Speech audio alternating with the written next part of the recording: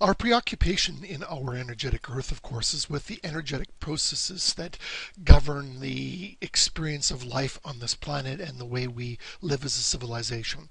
What we're going to look at briefly in this small reflection is going to be looking at a kind of analogy for the fact that these energetic processes can sometimes be quite asymmetrical. That is, we can have a very big difference between the process in which energy accumulates and the process in which energy is moved or passed on or is sent to the next system, that process of release. And the thing that makes that asymmetry possible and why it takes place, of course, is because of the issue of stability. In order to illustrate that, we have a very simple system here. It's a simple system that's going to use water as a kind of analogy or analog to what happens with energy. We'll let this simple animation run for a little bit, and we're going to get a source of water, and the source of water is going to fill up this upper part of this rocker bar. This accumulation container is going to take place, and as this water builds up, the center of gravity is gradually moving to the right, and when it reaches a full point, it becomes unstable and the bar will flip to a new position. We'll let it run for a minute and just watch what happens. As the water accumulates, we reach that point where we get that release. That water is going to run off the side of this animated table, and the process of accumulation is taking place now in the other side of the system. As the system is depleted on one side, it's filling up on the other side. What makes this fascinating, of course, though, is this process of depletion, this process of getting rid of this stored water, can be very rapid indeed, much faster than this process of accumulation.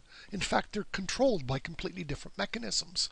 The process of energy accumulation in this case is dictated by this thin constriction on this funnel, and that could be a kind of a bottleneck for energy.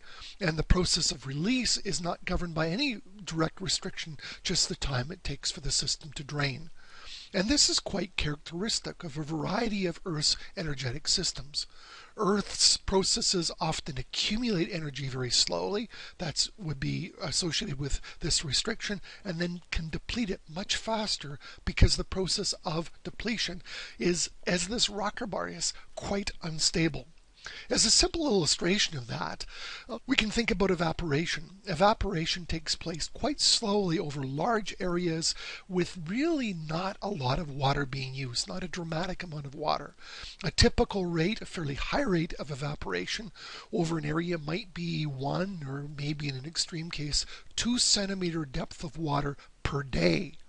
But what's fascinating is the world's record for, say, precipitation can be much greater than that. There's actually been times when world's record precipitations have been recorded at release rates of 2 or 3 or even 4 centimeters per minute, which is a great deal different than the per day rates.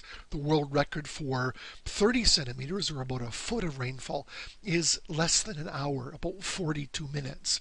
This means that there's an asymmetry, just as this diagram has an asymmetry, where the inflow process is very different from the depletion process.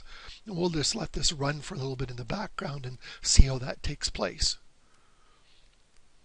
As the last flip takes place here, I'll just stop it for a second and get you to think of some of the systems that bear a similarity to this process in terms of the overall process. Some of the systems that have the same characteristic are actually evident around us. The process of a thunderstorm is a gradual evaporation, a buildup of moisture and temperature within the atmosphere. But then when the release starts, it initiates a set of unstable processes that initiate very gigantically large rates of energy transformation and sometimes quite dramatic events. Those things are central to hurricanes, to thunderstorms, and indeed to a great many of our storm systems, which have this same characteristic that there's a priming process where the bucket is filled up and a release process which gets it out to the next system that happens very quickly.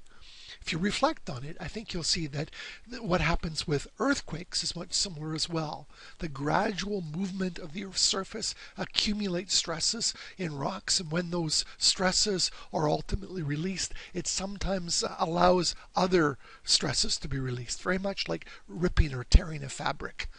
Sometimes the same thing happens with a volcano as well, where you get a gradual, sometimes over decades or centuries or even millennia of energy, but then when there's a process that causes that to begin to release, just like this bucket is flipping, you get dramatic and sometimes very explosive results. Indeed, an explosion is a similar kind of process where you typically have a buildup of energy within a system in a kind of metastable state, and then a rapid release as that moves towards something closer to an equilibrium value.